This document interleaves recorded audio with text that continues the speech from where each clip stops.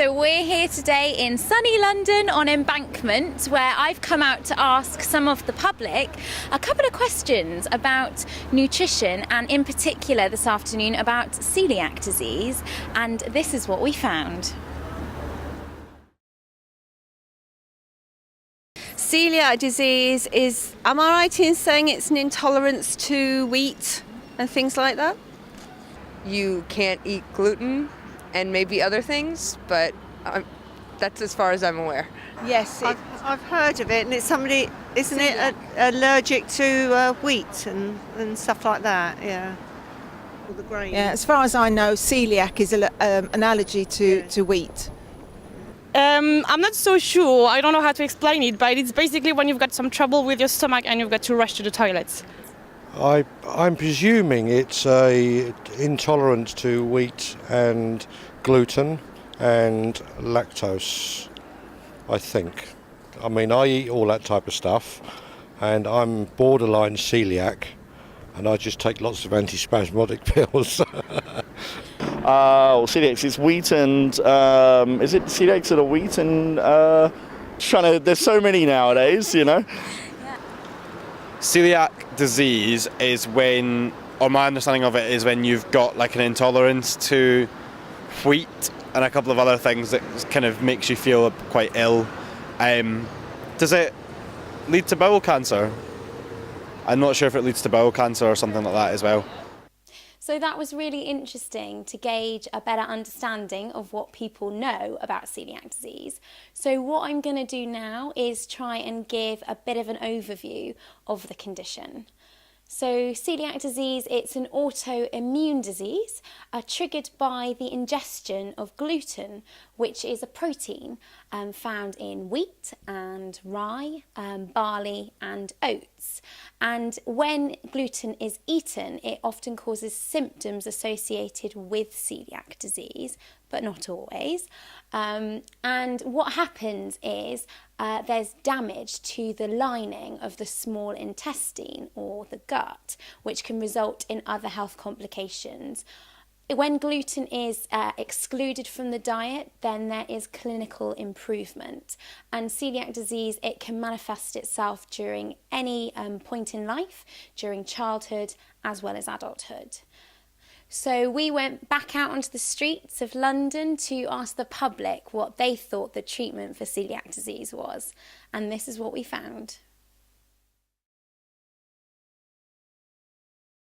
I don't think there is a treatment for it other than tablets and diet. We've got some antibiotics or pills, I'm not so sure. Maybe it's just some diets actually could help you restore everything. Eat rice.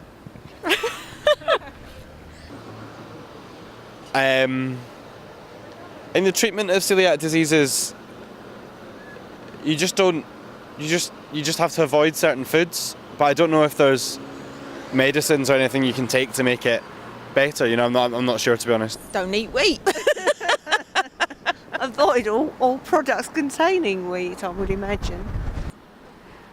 I'm not aware of the treatment besides avoiding things that could harm you. I know a long time ago that people could buy flour and different things like that because they couldn't eat ordinary wheat flour. But as to treatment of it, no, I don't know really. I think it's, they say, as far as I know, it's things that you can't eat and you have to keep away from. So I don't know, no. Well, the only way to treat celiac disease is to follow a gluten-free diet. So that means excluding food products that contain gluten, which is found in wheat, barley, rye and oats, which also may be implicated. But there's no medical management, so no medicines or drugs that you can take for the condition.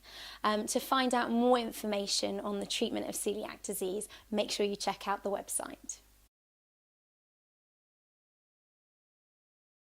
Now, how common is celiac disease?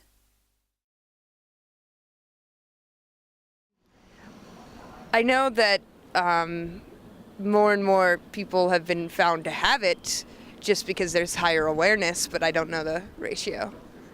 I think nowadays it's very common, yeah. Not that common. I think it's like 1 in every 10,000 or something. God, I don't know. I have no idea. Very common. Very, very common.